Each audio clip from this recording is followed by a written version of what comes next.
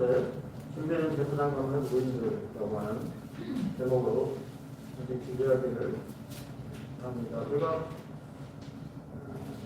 누가복음 전체에 대해서 네 가지로 1장부터 4장은 준비, 4장부터 9장은 신분을 증명하는 것, 그리고 9장부터 19장은 가르침, 그리고 마지막에 희생이라고 하는 네 부분으로 되어 있다고 말씀을 드렸고요. 1장, 2장은 이제 하나님이 이제 준비하신 그리고 구속에 나타난 은혜가 그렇게 이제 되어 있다고 말씀을 드려서 오늘 첫 시간으로 준비된 제사장 가문의 노인들인 사가랴와 엘리사벳에 대해서 이렇게 이야기를 합니다. 성경을 안 읽으셨을 것이 누가복음 1장 5절 25절 교독하면서 말씀을 드리겠습니다.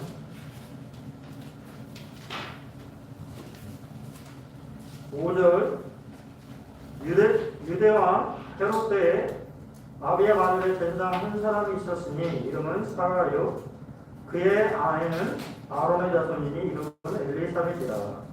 이 두 사람은 아들이니 그의 모든 계명과 규례대로 명시하라. 엘리사벳이 잉태를 못하였으므로 그들에게 자식이 없고 두 사람의 나이가 많더라. 마침 사가랴가 그날의 차례대로 하나님 앞에서 제사장의 직무를 행할 때 제사장의 전례를 따라 제비를 뽑아 주의 성전에 들어가 분향하고 모든 백성은 그 분향하는 시간에 밖에서 기도하더니 주의 사자가 그에게 나타나 향단 우편에 선지라. 사가랴가 보고 놀라며 무서워하니 천사가 그에게 이르되 사가랴여 무서워하지 말라. 너의 간구함이 들린지라. 네 아내 엘리사벳이 내게 아들을 낳아주리니 그 이름을 요한이라 하라.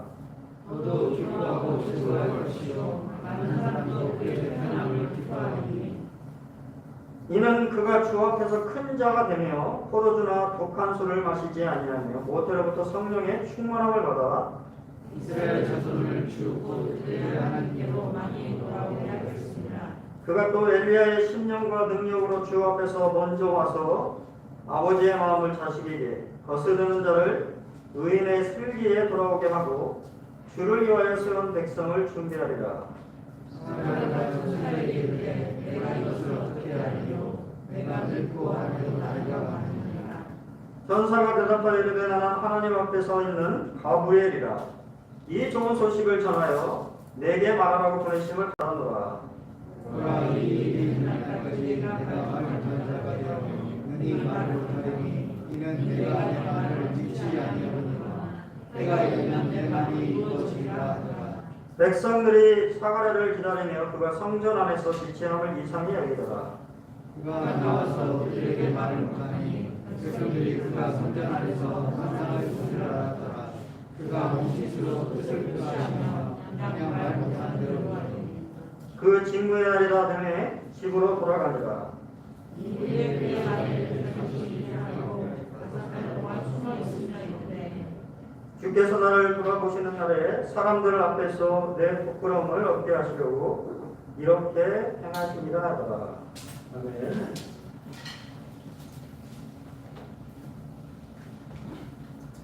네, 그 기도에 대한 부분들이 좀 등장을 하는데요.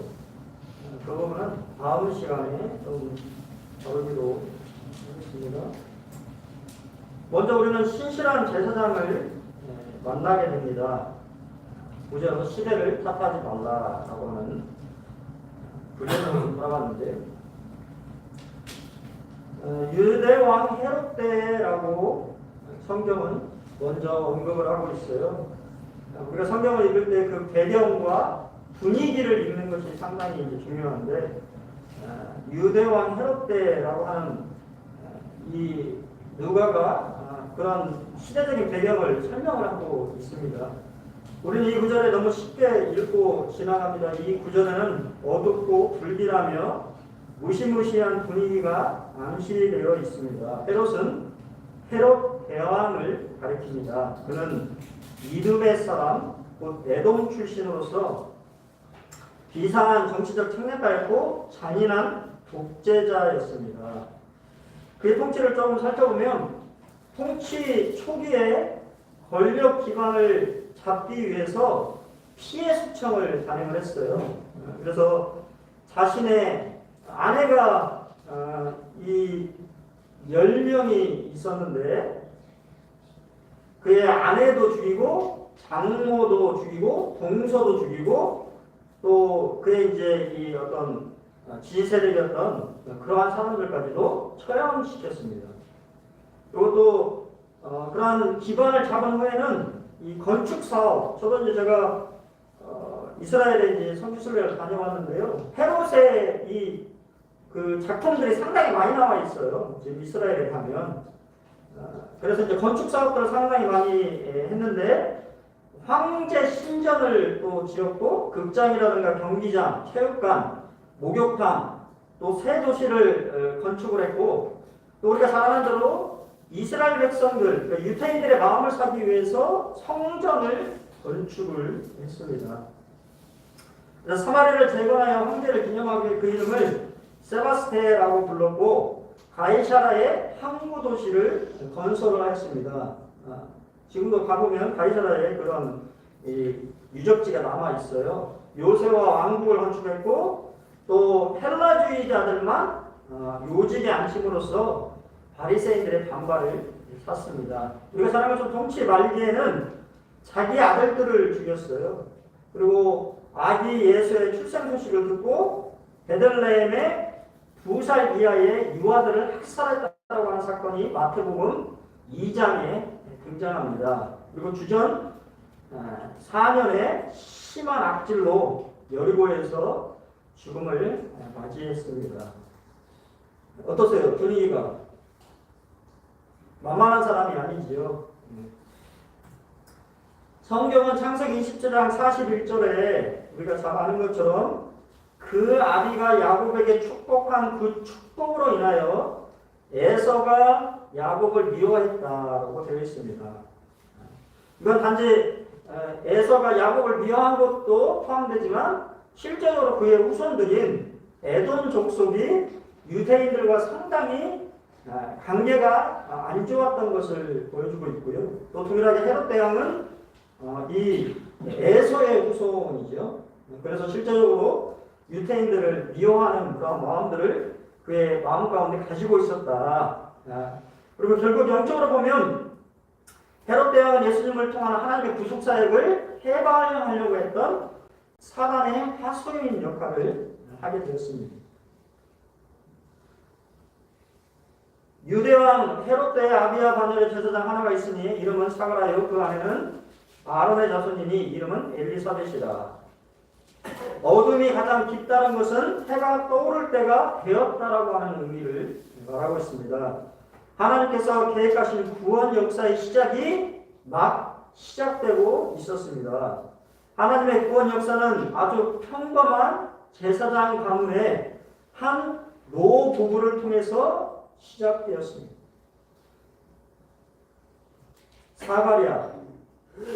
성경은 말해주고 있지 않지만 사가랴의 부모도 상당히 경건했던 부모였던 것 같습니다. 왜냐하면 이 400년 동안 하나님의 음성이 들리지 않았고 선지자를 하나님께서 보내주신 적이 없어요. 그럼에도 불구하고 이 부부가 아들을 낳게 되자 그 아들의 이름을 사가랴라고 이름을 지었는데 그 이름은 뜻은 여호와께서 기억하고 계신다라고 하는 의미심장한 의미를 담고 있습니다. 그는 아비야 바넬의 제사장에 속한 사람이었고요. 성경에는 24반열이 있었습니다. 이것은 다윗 왕 때 만든 그런 제도인데 24반열 제도에 따라서 1년에 2차례씩 일주일 동안 성전 봉사 의무를 감당하도록 다윗 왕이 만든 것입니다. 근데 이제 우리가 잘 아는 것처럼 이스라엘이 이제 포로로 잡혀가잖아요. 포로로 잡혀간 레위의 24년 가운데서 4반열만 돌아오고 나머지 반열은 다 사라져버렸어요. 근데 나중에 이제 이 4반열을 다시 24반열로 나누었습니다. 이해가 되시죠?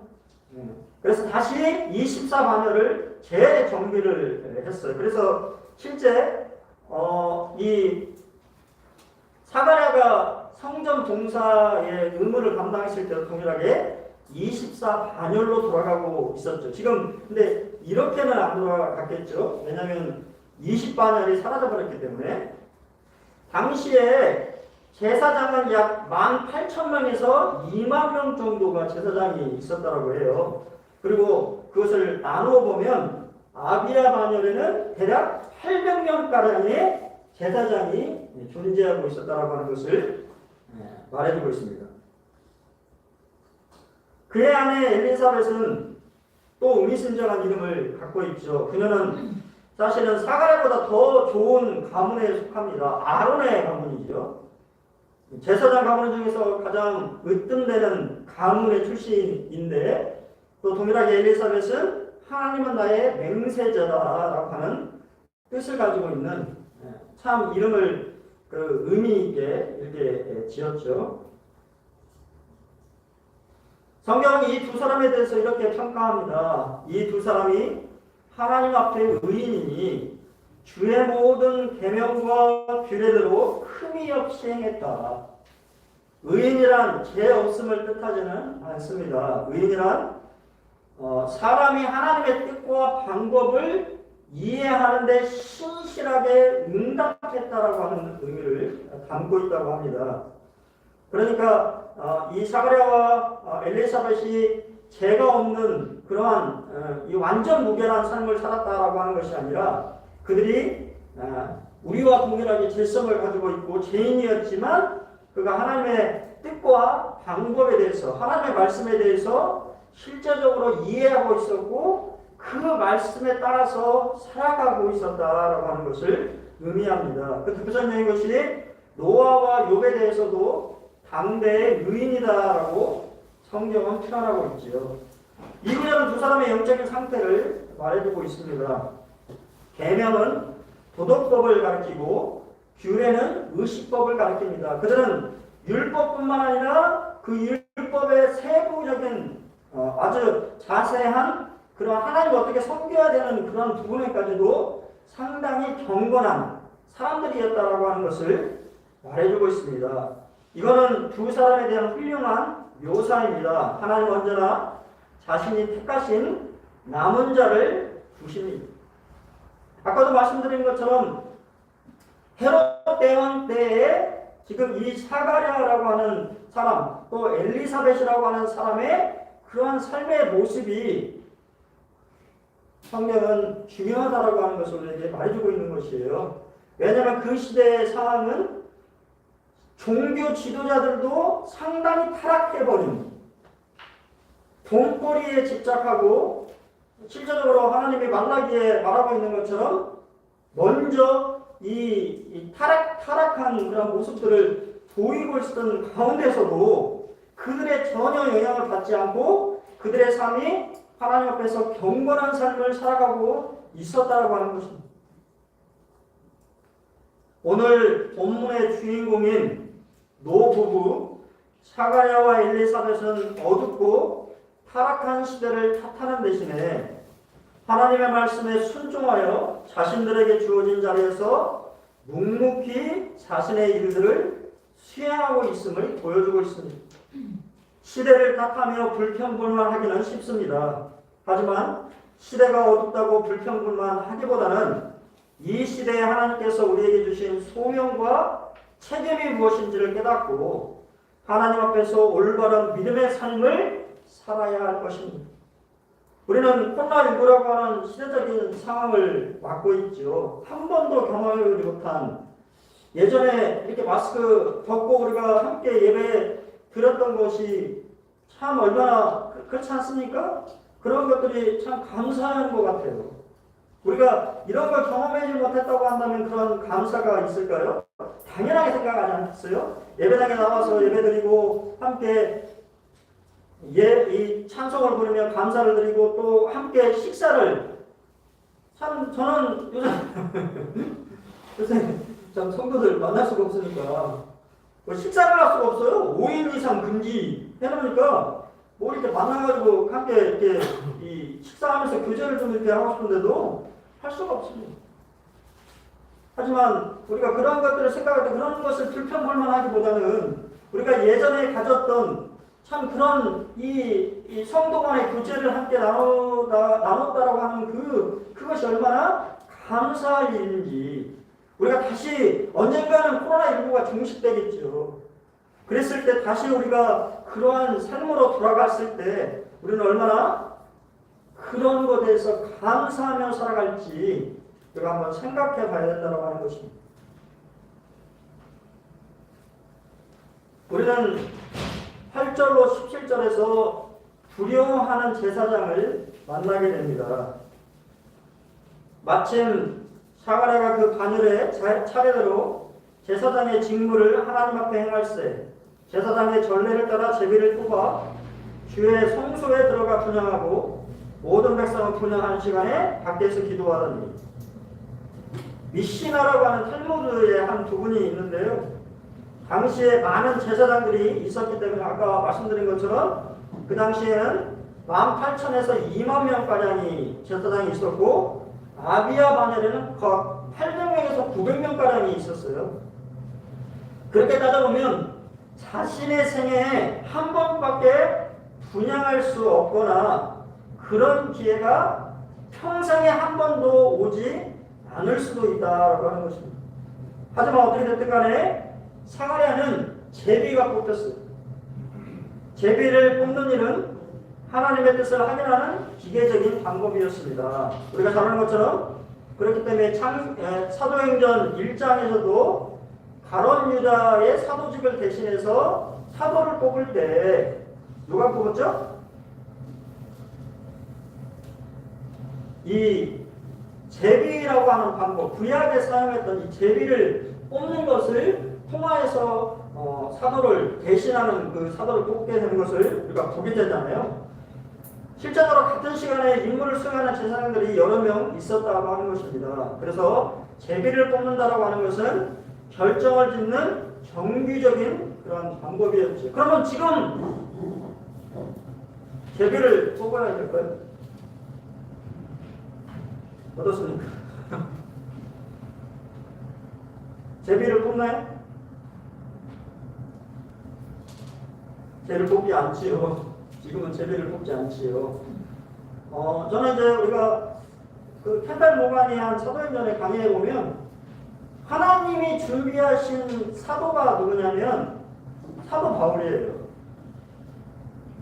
그들이 생각한 가룟 유다에서 마띠아라고 하는 것을 뽑았잖아요. 근데 사실 마띠아의 얘기가 나옵니까? 안 나옵니까? 안 나오죠. 그러니까 그 옛날에 구시대 옛시대에 제비 뽑기라고 하는 방법을 통해서 사실은 이 새로운 사람을 세웠지만 하나님의 마음속에는 그 12사도 중에 대신할 사람이 바로 사도 바울이었다라고 하는 그런 강연을 한 적이 있는데 상당히 일리가 있다고 저는 생각이 됐습니다. 어떻게 됐든 간에 구약시대 옛시대에는 제비 뽑는 일을 통하여서 하나님의 뜻을 알게 되었죠. 동일하게 사가랴가 뽑혔다라고 하는 사실은 참 의미심장합니다. 그 분향하는 시간에 항상 유대인들은 오전 9시와 오후 3시에 번제를 드렸는데 번제를 드리기 전에 향단의 향을 피우도록 되어 있습니다. 그러니까 아마 정확한 시간을 우리에게 말해주고 있지 않습니다만 아마 오후 번제 드리기 전에 사가랴가 향단에 이 향을 피우기 위해서 성소에 들어간 것으로 보여집니다. 일리암 맥도날드 형제님은 제사장과 백성들이 기도에 힘쓰고 있다는 것은 하나님의 계시를 위한 적절한 시간과 배경이 되어 주었다라고 말해주고 있습니다. 그렇지 않겠어요? 하나님의 계시를 받는 가장 적절한 시간은 기도하는 시간이지요. 사가랴가 분향을 하기 위해서 분향한다라고 하는 것은 우리가 잘 아는 것처럼 계시록에 향은 뭐라고 설명하고 있어요? 성도들의 기도라고 말하고 있지요. 그렇기 때문에 사가랴는 그냥 단지 그의 의무를 수행해서 분양만 한 게 아니라 그의 특별한 기도 제목을 하나님 앞에 올리고 있었다라고 하는 사실이지. 그는 우리가 제가 여기다 집어넣지는 않겠습니다만 사가랴와 엘리사벳은 특별한 기도 제목을 가지고 하나님 앞에 계속 간절히 기도했다라고 하는 사실이에요. 그리고 그 기도 제목에 응답할 때가 지금 오고 있다고 하는 사실입니다. 주의 사자가 그 시간에 그가 이제 이 향을 피우려고 하는 그 시간에 향단 우편에 섰습니다. 주의 사자가 누가복음에서 천사에 대해서 23번 언급하고 있습니다. 요한계시록에 보면 그 수가 만만이요 천천이라고 은유적으로 말하고 있는데요. 그것은 결코 천사를 셀 수 없다라고 하는 것을 말하고 있습니다. 또 동일하게 성경에는 오직 두 천사의 이름만이 기록되어 있습니다. 첫 번째는 가브리엘인데 가브리엘은 하나님의 말씀을 전하는 천사장입니다. 살펴보진 않겠어요? 그 다음에 두 번째는 미가엘이죠. 미가엘은 국가를 지키는 천사장입니다. 군대와 관련이 있는 것이죠. 하지만 우리가 이 천사, 영적인 존재에 대해서 성경은 침묵하거나 희미하게 말하고 있다는 것을 기억할 필요가 있습니다. 왜냐하면 잘못하면 천사 숭배로 나아갈 수 있기 때문에 요즘에 보면 이 학생들 게임이라든가 이런 거 보면 상당히 이런 이름들, 이 천사와 관련된 또 악마와 관련된 이름들이 너무 그냥 자연스럽게 이렇게 스며들어 있는 것을 보게 돼요. 그래서 실질적으로 눈에 보이지 않는 영적인 존재에 대해서 사람들이 상당히 관심을 갖고 흥미를 가지고 있다고 하는 사실입니다. 하지만 성경은 그런 것이 전혀 뭔가 흥미 있거나 너희들이 관심을 가질 만한 것이 아니라고 말하고 있는 것입니다. 어떻게 됐든 간에 이 가브리엘 천사가 사가랴에게 온 것이지. 무서워하니. 여러분이라면 어떻게 했어요? 저도 제가 천사를 만나본 적이 없어서 근데 천사를 만나본 적은 없지만 천사가 나를 도와줬나라고 하는 생각은 들었던 적이 인생에 몇 번 있었어요. 여러분 그런 적이 있으신가요? 나를 하나님이 보호하시는구나. 그런 경험 있으신지 모르겠습니다. 무서워하니. 두려움은 영적인 세계의 임재 앞에서 인간이 갖는 공통된 반응이지요. 또한 유대인들은 천사의 출현을 종종 하나님의 심판으로 해석을 했습니다. 그리고 실제적으로 본 사람이 없어요. 천사를 만난 사람이 없습니다. 지금까지. 근데 갑자기 하나님의 천사가 사가랴에게 임재하자 사가랴가 무서워했습니다.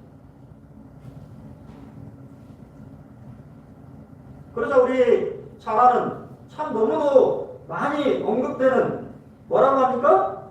무서워하지 말라. 무서워하지 말라는 말은 누가복음에 반복되는 말입니다. 하나님은 우리에게 무서워하지 말라고 말씀하십니다.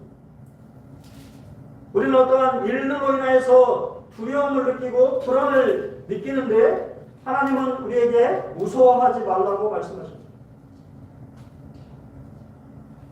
그리고 기뻐하고 즐거워하라고 말씀하시죠. 누가복음의 핵심 단어입니다. 기뻐하고 즐거워하라. 최소 19번 언급되고 있습니다. 복음은 기쁜 소식이고 기쁜 소식은 즐거움을 가져다 주는 것입니다. 지금 천사가 사가랴에게 와서 기쁨의 좋은 소식을 전해주고 있는 것이에요. 왜냐하면 그토록 바라던 아들을 주시겠다라고 하는 그러한 소식을 전하고 있는 것이지. 근데 믿었을까요? 여러분은 어떠시겠어요? 믿음 없는 제사장을 보게 됩니다.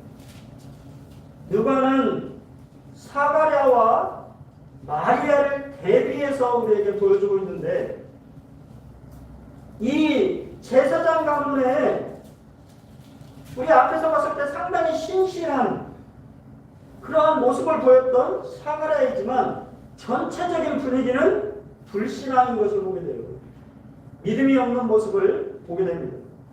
하지만 이제 나중에 살펴볼 나사렛의 그 벽촌에 한 처녀에게서는 믿음을 볼 수 있다고 하는 사실입니다. 사가랴 천사에게 말하죠. 내가 이것을 어떻게 알겠습니까? 내가 늙고 아내도 나이가 많으니이다. 몇 살인지는 말해주고 있지 않지만 그가 상당히 나이가 많은 사람이라고 하는 것을 말해주고 있습니다. 이미 임신할 수 없는 그러한 상태였다라고 하는 사실이에요. 왜 믿지 못했을까요? 그건 육체적인 것을 알고 있는 것이죠. 임신할 수 없다라고 하는 것을 알고 있는 것입니다. 실제적으로 사가랴는 모르겠지만 엘리사벳은 불임입니다. 임신할 수 없는 몸이에요. 그것을 잘 알고 있기 때문에 사가랴는 의심이 들었던 것입니다. 내가 이것을 어떻게 알리요? 사가랴는 자신의 육신적인 상태 때문에 하나님께서 행하시는 일에 대해서 의심하는 모습으로 응답했습니다. 즉 믿음으로 하나님을 바라보는 대신에 자신들의 현재 상태만을 생각한 것입니다. 그리고는 하나님께 조금 더 확실한 증거를 달라고 요구했습니다. 사가랴는 하나님께서 그들의 믿음의 조상인 아브라함과 사라에게 행하신 일을 잊어버린 것입니다.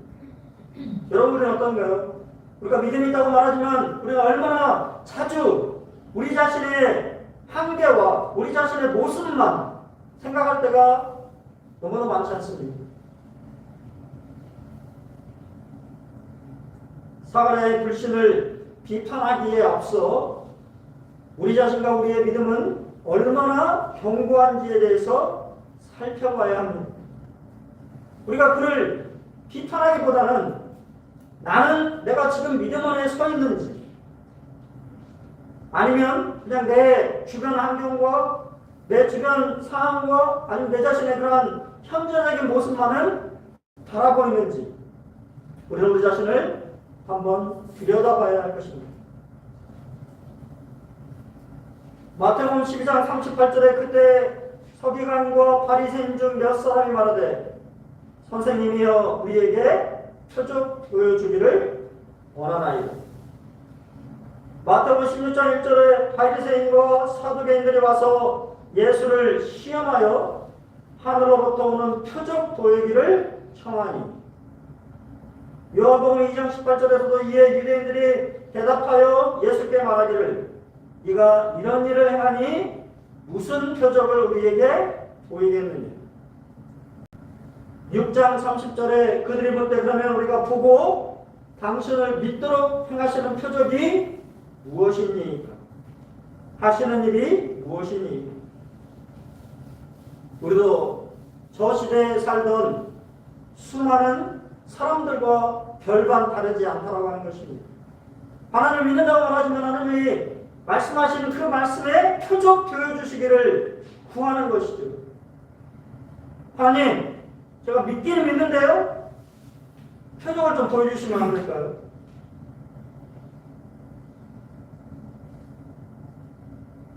우리도 사실 별반 그들과 다르지 않는 모습을 보일 때가 너무도 많다라고 하는 사실입니다. 그러자 가브리엘 천사가 이렇게 메시지를 전합니다. 보라, 이 일이 되는 날까지 네가 말 못하는 자가 되어 능히 말을 못하리니 이는 네가 내 말을 믿지 아니하거니와 때가 이르면 내 말이 이루어지리라 하더라. 네가 말 못하는 자가 되어 하나님께 주시는 메시지를 거부하거나 이를 전적으로 믿지 않음에 대한 강력한 경고의 말씀입니다. 믿음은 복을 받지만 의심과 불신은 징계를 받습니다. 때가 이르면 내 말이 이루어지리라. 사가랴는 하나님의 말씀이 이루어질 때까지 덩어리와 기머리가 되었지만 하나님께서는 엘리사벳 임신기간 동안 사가랴에게 개인적인 표적을 주신 것입니다.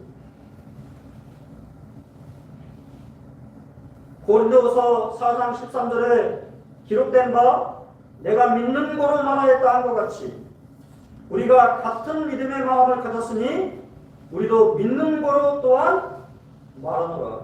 믿는다라고 하는 것은 자기 확신을 통해서 말하는 것이지 하나님께서는 믿지 않기 때문에 말하지 못하게 하신 것입니다.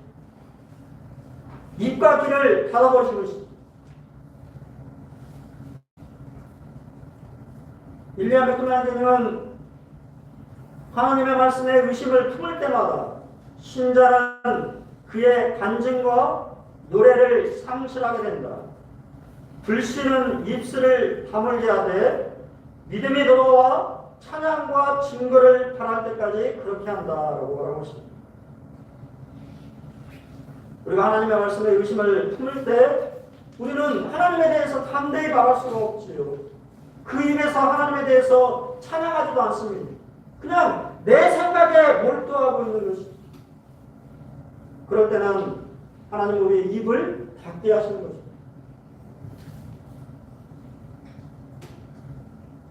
백성들이 사가랴를 기다리며 그가 성전 안에서 지체함을 이상히 여기더라. 그가 나와서 그들에게 말을 못하니 백성들이 그가 성전 안에서 환상을 본 줄을 알았더라. 그가 몸짓으로 뜻을 표시하며 그냥 말 못하는 대로 있더니 그가 나와서 그들에게 말을 못했습니다. 납비들의 전승에 의하면 제사장이 분향하는 일을 마치고 나와서는 민수기 6장 24절로 26절에 있는 아론의 축복 기도로 백성들에게 축복 기도로 축복하는 것이 관례였는데 말을 못하고 기가 먹었으니 그것을 할 수가 없는 것이죠. 그러자 함께 기도가 있던 백성들이 아마 이상하게 생각했지 않겠어요? 그리고는 한상을 받구나라고 그들은 생각했습니다. 은혜 받은 제사장. 하나님 참 은혜로우시지. 우리가 참 믿음 없음에도 불구하고 하나님은 우리의 수준에 맞게 참 이렇게 우리를 다루시는 것을 보게 돼요. 사가랴는 하나님 말씀에 의심하고 믿지 못했지만 하나님은 그럼에도 불구하고 은혜를 베푸시는 것을 보게 됩니다. 히브리 민족의 이름은 그들의 희망과 갈망과 믿음을 암시해 줍니다. 여러분의 자녀들을 어떻게 지으셨는지 이름을 이렇게 장명하셨는지는 잘 모르겠습니다만 저도 우리 아이들의 이름을 제가 지었는데요. 우리 아이들이 그러한 삶을 좀 살았으면 하는 마음을 담아서 이름을 참 지었어요. 처음에는 성경 저자의 사실 저희 자매는 성경 이 저자의 이름을 좀 쓰려고 했는데 제가 사실은 반대했어요. 왜냐하면 아이들에게 너무 부담을 주는 것 같아서 그래서 그냥 제가 장명을 했습니다. 아버지 사가랴 여호와께서 기억하신 어머니 엘리사벳 여호와는 나의 맹세이시다. 아들 요한은 은혜로우시다. 사실 이 1장에 담겨있는 이 세 명의 아직 침례 요한은 등장하지 않았지만 세 명의 이름에 하나님의 전체적인 모습이 우리에게 다 보여주고 있습니다. 사랑하는 하나님은 여러분들을 기억하고 계십니다. 하나님 우리에게 약속을 주셨는데 약속뿐만 아니라 맹세로 확증해 주셨어요. 그분의 말씀이 확실하게 이루어질 것이다라고 하는 것을 우리에게 약속하셨고 맹세하셨습니다. 우리가 그러한 사실을 의심하거나 불신하도 하나님 우리에게 은혜를 베푸시는 것이죠. 하나님 기다려주시는 거예요. 그리고 깨닫게 해주시는 것입니다. 그의 직무의 날이 다 되며 집으로 돌아가니라. 사가랴는 자신에게 주어진 제사장의 의무를 수행하기가 어려웠을 것입니다. 자신의 의심으로 생긴 신체 장애 때문만이 아니라 자신이 보고 들은 기쁜 소식을 아내에게 전해주고 싶어서 흥분하지 않았겠습니까? 그는 기머리가 되고 말을 못하는 사람이 되었지만 그 가브리엘에 전해준 하나님의 메시지를 들었을 때 아내에게 얼마나 전해주고 싶었겠어요? 말해주고 싶었지 않겠습니까? 켄간 목사는 이렇게 우리에게 이러한 부분들을 조명해주고 있습니다. 그는 커다란 침묵의 세계 속에 던져진 것입니다. 그는 아무 소리도 들을 수 없었습니다. 아무 말도 할 수 없었습니다. 우리는 그것이 징계가 아니라고 생각합니다. 우리는 그것이 표적이라고 생각합니다. 그가 그것을 원했고 그것은 너무나 은혜로운 것이었습니다. 9달 동안 아무 말도 못하고 아무것도 넣지 못하는 것이 얼마나 복된 일인가요? 물론 내가 말하는 것은 그러한 계시를 받은 길을 말하는 것입니다. 우리는 그것이 책망이 아니라고 생각합니다. 가브리엘은 이는 네의 말을 네가 믿지 아니하느니라고 말했지만 그 말이 벌을 주겠다는 말은 아닙니다. 그는 하나님과 함께 자신만의 세계 속에 던져져서 9달 동안 그것에 대해 깊이 생각하게 된 것입니다. 그 침묵이 끝났을 때 그가 한 일은 무엇이었을까요? 그는 축복성을 불렀습니다. 그렇지 않습니까? 아멘이 되었습니다. 하나님의 징계가 아니고 오히려 하나님의 은혜였다라고 하는 것이에요. 그에게 전해졌던 하나님의 메시지를 그는 말도 못하고 듣지도 못하기 때문에 깊이 묵상했을 것이니까 그 말 뜻이 무엇이었을까? 나에게 준 아들, 이제 태어나게 될 그 침례 요한 그 아들이 어떠한 일들을 할 것인지에 대해서 그는 깊이 묵상했을 것입니다. 67절, 68절에 그 부친 사가랴가 성령의 충만함을 이루어야 하라 이거거든요. 찬송하리로다 주 이스라엘의 하나님이여 그 백성을 돌아보며 속량하신 그냥 나온 것이 아니지. 깊은 묵상과 하나님과의 깊은 교제를 9달 동안 하게 되자 그의 입이 열리고 그의 마음속에 하나님을 찬양하는 찬양의 노래가 흘러나왔다라고 하는 사실입니다.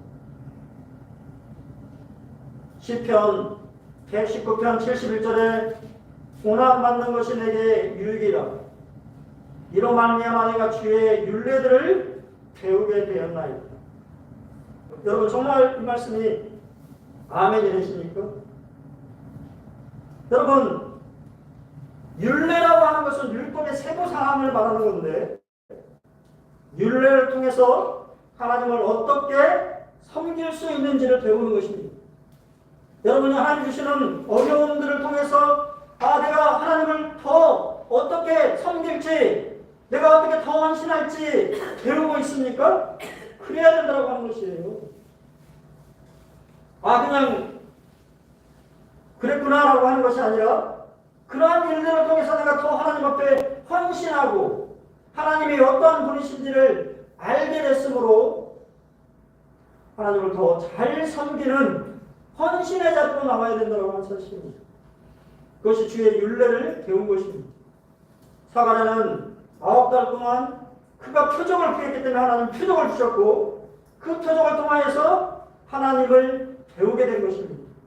하나님이 얼마나 은혜로우신 분인지 하나님이 얼마나 그의 기도를 들으시는 신실하신 하나님이신지 그의 이름처럼 그의 가족들을 기억하시는 하나님이라고 하는 사실 그의 아내의 이름처럼 그의 약속을 지키시고 맹세하시는 하나님이라는 사실을 그는 아마 깊이 묵상했을 것입니다.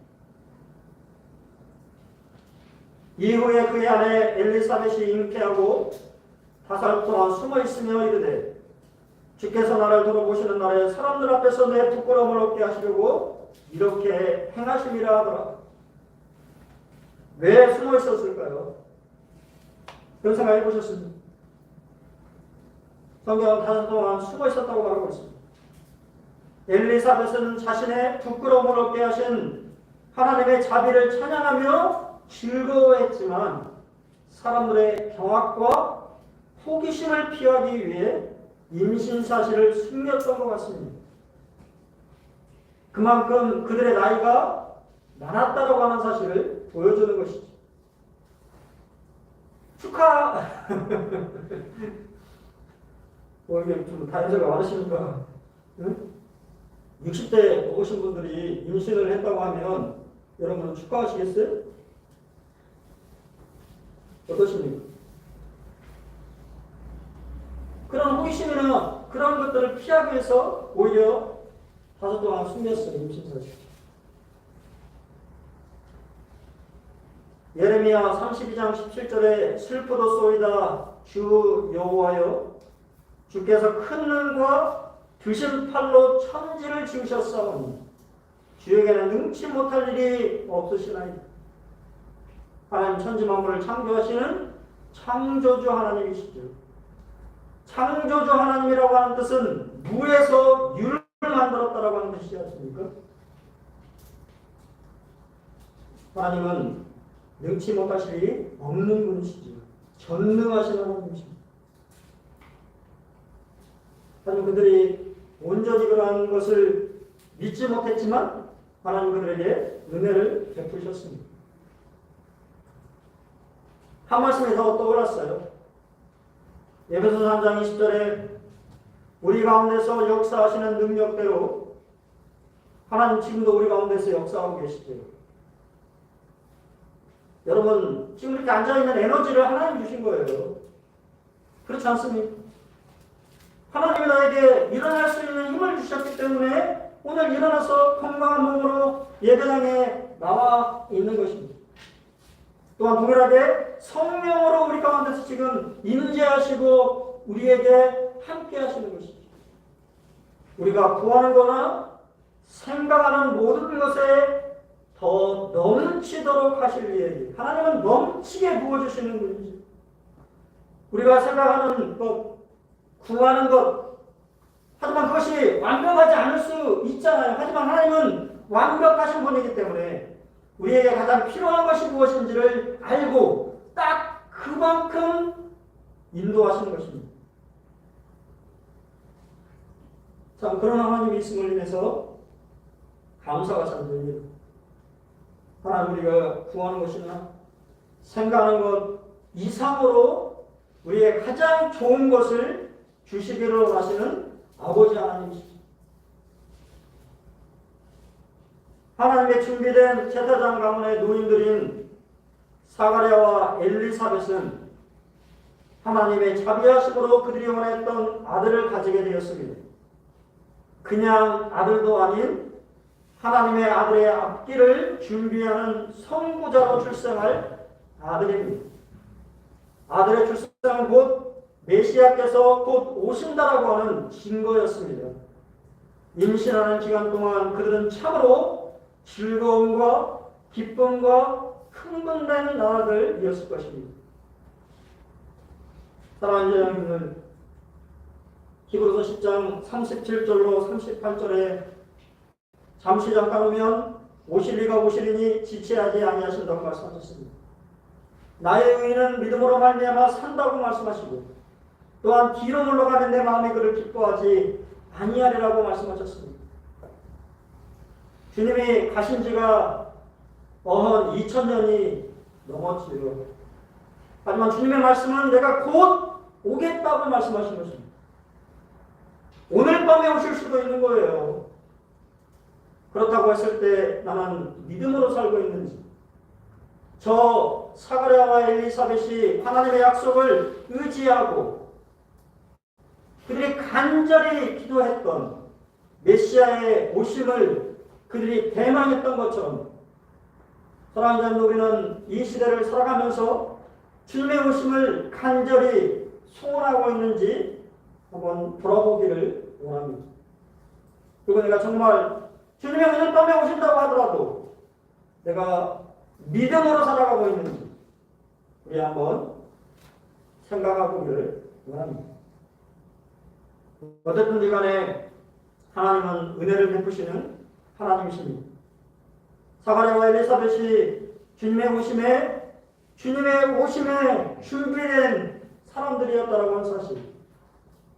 하나님의 나라를 위해서 여러분은 준비된 사람들입니다. 여러분은 각자의 위치에서 하나님이 부르시는 그 자리에서 사가랴와 엘리사벳처럼 충성스럽게 성실하게 자기의 맡은 일들을 잘 감당하고 있다고 한다면 하나님 여러분들을 사용하실 것입니다. 하나님 나라와 그분의 의를 드러나기 위해서 또 그분의 아들을 그러한 나라들을 위하여서 여러분들을 사용하실 것입니다. 한 주도 주님의 쓰임을 받는 그런 한 주가 되시기를 소원하고 우리 동일하게 오늘 아니 이번 주에 오시지 않는다고 하더라도 우리는 우리의 각자 맡은 자리에서 그리스도인으로서 그런 주님을 드러내는 그러한 삶을 살아가기를 간절히 소원해 보입니다. 이 통으로 말씀을 마치겠습니다.